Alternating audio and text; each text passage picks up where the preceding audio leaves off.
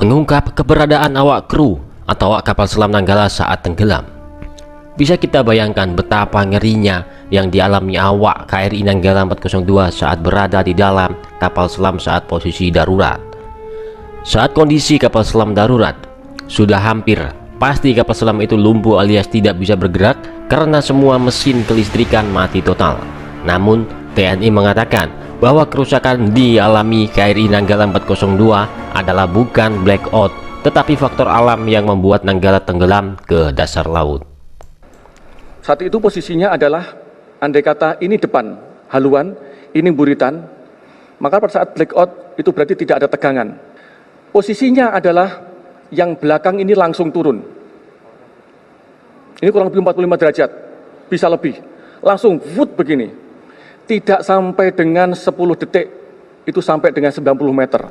Keadaan darurat seperti ini membuat para kru KRI Nanggala 402 yang berada di dalam kapal selam saat itu posisinya sangat tertekan, tetapi pada saat itu juga para awak KRI Nanggala 402 terus berusaha sekuat mungkin untuk mencari permasalahan yang dialami kapal selam tersebut.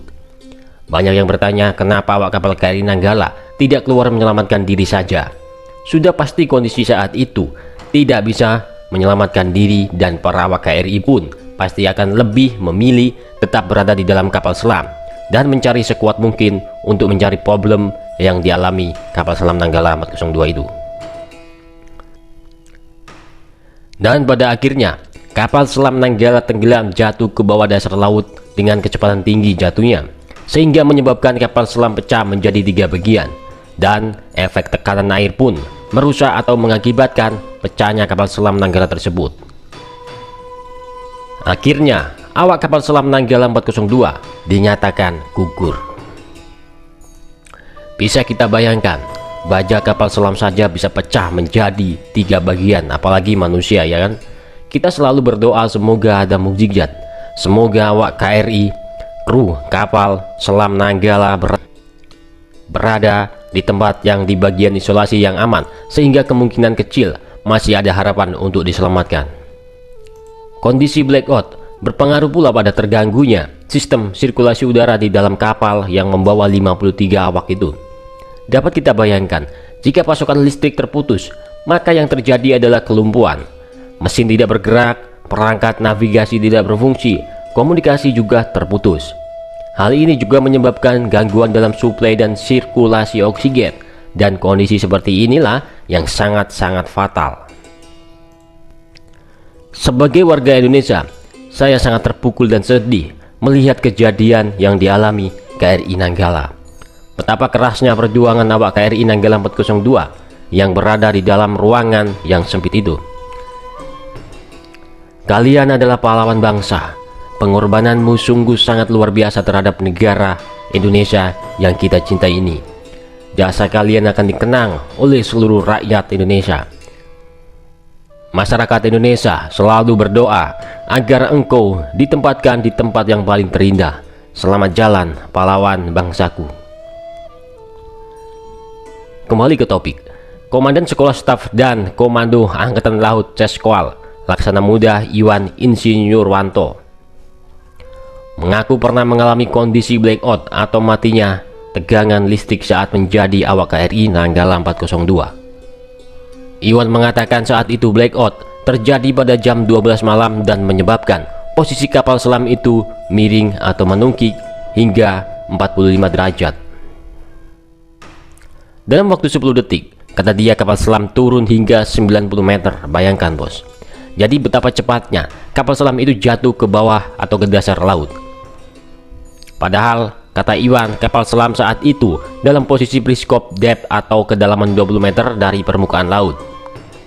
Sehingga semua bisa membayangkan bagaimana posisi kapal selam Nanggala 402 saat itu. Kemudian Iwan yang saat itu bertugas sebagai komandan kapal selam menyuruh semua awak kapal selam untuk merangkak ke bagian depan kapal selam. Karena posisi kapal selam Nanggala 402 saat itu miring 45 derajat lebih. Jadi dalam kondisi posisi kapal selam miring 45 derajat lebih, lanjutnya seluruh awak kapal merangkak naik ke bagian depan kapal selam melewati lorong-lorong kapal selam yang sempit itu. Yang dirasakan KKM adalah mengembus tangki pemberat pokok sama tangki tekanan tegang sehingga tangkinya bergerak naik dan kapal selamnya mengangkat naik ke permukaan. Peristiwa blackout kapal selam kala itu dikarenakan fuse atau sekring kapal yang putus. Namun para prajurit tidak paham di mana letak fuse atau sekring yang terputus tersebut. Tetapi berkat kepiawaian komandan kapal selam atau KKM kala itu langsung bisa ditangani dengan baik, sehingga kapal selam kembali mengapung ke permukaan. Admin sedikit mengenang 30 menit di dalam lambung kapal selam Nanggala. Saat menyelam, bagian dalam menara akan ikut dipenuhi air, jadi tidak ada ruang kerja di situ kecuali tangga menuju puncak menara. Hal yang menyita perhatian adalah besi kulit Nanggala 402 yang sedikit kecoklatan, tidak hitam legam seperti bayangan saya sebelumnya. Yang pasti bukan karena karat, karena kapal ini baru saja dipermak dan dipoles di Korea Selatan. Malahan tak tampak karat sama sekali. Semua cat tampak baru, tulisan besar 402 di menara kapal masih terlihat kinclong putih bersih. Baut-bautnya mirip dengan yang dipakai untuk kulit pesawat terbang. Bila diamati lebih dekat, di sana sini tampak bekas korosi yang baru dibersihkan dan dicat ulang. Namun tetap saja menyisakan renyuk yang tidak bisa mulus dan licin lagi. Beberapa sambungan antar panel juga tampak tidak rata lagi. Tekanan dari kedalaman laut yang berkepanjangan meninggalkan banyak sekali kedutan kecil di kulit Nanggala 402. Ini menandakan betapa luas dan dalamnya samudra yang sudah diseberangi oleh kapal selam Nanggala 402. Dan kami segera menaiki punggung Nanggala. Sekitar 5 meter di depan menara anjungan ada palka kecil terbuka dengan pegangan tangga mencuat. Pintu masuk Nanggala sangat-sangat sempit. Tangga turunnya sempit, diameternya hanya sekitar 80 cm. Begitu masuk, saya terkesima. Ternyata di dalam ruangannya berpendingin dan penerangan cukup baik. Kami langsung mendapati gang sempit ke arah haluan dan buritan. Di haluan ada ruangan torpedo, namun kami terlebih dulu berjalan ke arah buritan, ke ruang komando yang berada di persis di bawah menara anjungan.